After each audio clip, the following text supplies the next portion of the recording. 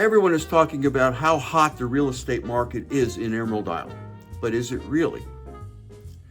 In this video, on the March 2025 real estate market forecast, I want to explain 3 numbers that you need to pay attention to so that you don't lose 5 or 6 figures when you buy or sell a home.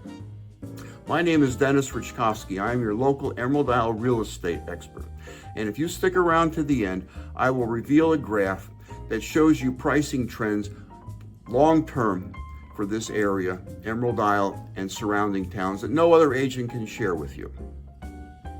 If you would like additional information on the real estate market in Emerald Isle, you can call me at 919-308-2292 or send me an email. My information is in the description below, or you can click on my calendar link and schedule a one-on-one phone conversation. I answer all messages. Let's dive in. As you'll see in the charts behind me, I follow 10 towns. And if your town, if a house that you're looking at is not in a town that I have listed, please drop me a message. My contact information is in the description below, and I'll do a complimentary analysis for you. The 10 towns that I follow are split into 2 based on geography. 5 of the towns are on Bogue Banks, the island of Bogue Banks. So those towns are Emerald Isle, Indian Beach, Salter Path, Pine Knoll Shores, and Atlantic Beach. The balance of the towns I follow are on the mainland, or as more commonly called, the Crystal Coast. And as you'll see in the charts, there's several numbers you can follow, but I focus on 3. One is days on market, the second is list to sold ratio, and the third is pricing trends. Let's get started. I follow 3 numbers, and the first is days on market. Days on market is a simple calculation. The timer starts on the day your home is listed in the multiple listing services, and the timer stops on the day you accept an offer or remove your home from the MLS. Now let's look at the numbers in the various towns. On the island, Bogue Banks, all towns have days on market that exceed 100 days. Indeed, in the towns of Indian Beach and Salter Path, that number exceeds a year. On the mainland, we get a different story. Days on market is high in Beaufort and in the combined towns of Cedar Point and Cape Carteret. They're over 100 days. The balance of the towns have days on market below 100, and they are especially low in Jacksonville at 52 days and Morehead City at 63 days. Now, what does days on market tell you? Well, as a buyer, if you know the average days on market in the area and the days on market in the house you're interested in, that helps you craft a proper offer. For example, let's say that days on market is high on average, but you're looking at a home with a very low day on market. Well, that would tell you that the seller, who is also aware of these numbers, is anticipating an offer very close to or very near the asking price. If, on the other hand, you're looking at the average days on market is low, and you're looking at a house with an average days on market that exceeds 100 days, well, now you have some leverage as the buyer, and you get an opportunity to craft an offer that is more competitive and a bit lower than the asking price. Now, days on market is an exceedingly important statistic for the seller as well.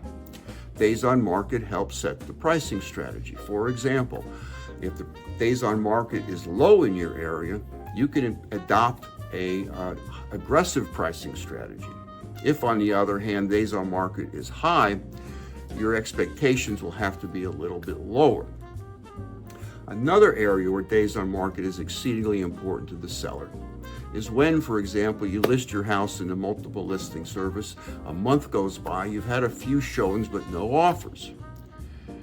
Your agent will call, and with the dreaded conversation, the market has spoken. We need to lower the asking price. Well, if you do that, I think you're making a big mistake. And if you would hire an agent like myself, I would recommend not lowering the asking price, but changing the market strategy. If If you would like more information about that, please leave a comment below. Now, if you looked at days on market alone, you might conclude from these numbers that we are in the midst of a buyer's market. But in real estate, as in other markets, you don't deal in vacuums or single data points. You look at a variety of points. And my second point that I look at is list to sold ratio. Now, list to sold ratio is simply the percentage of the asking price compared to the list price. And if that number, and as you look behind me, you'll see that that number exceeds 95% in all 10 communities. In fact, in Jacksonville, that number is over 99%. Now, what does this information tell buyers and sellers? For sellers, a high list to sold ratio indicates that they can anticipate or accept offers only at or near list price. As for buyers, they may simply have to accept that sellers have the advantage when this number exceeds 95% and offer accordingly, or step away and sit on the sidelines until these ratios become less than 95%.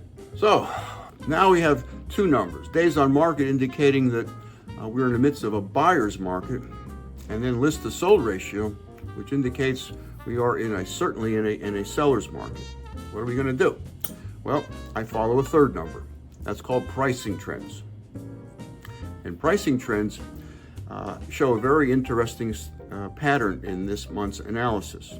If we look at the towns on the island, all towns show a decrease in pricing with the exception of Pine Knoll Shores.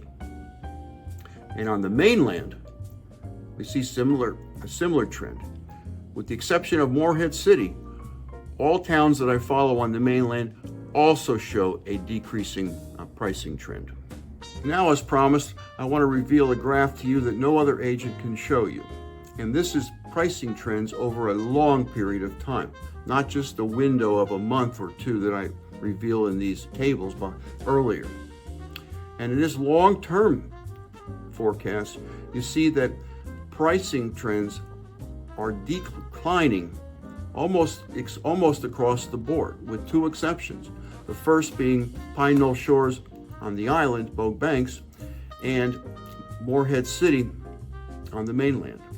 If you would like additional information, please contact me using following the information in the description below. If you learned something, please like and subscribe to my channel so you don't miss any future episodes on all things Emerald Isle and the Crystal Coast.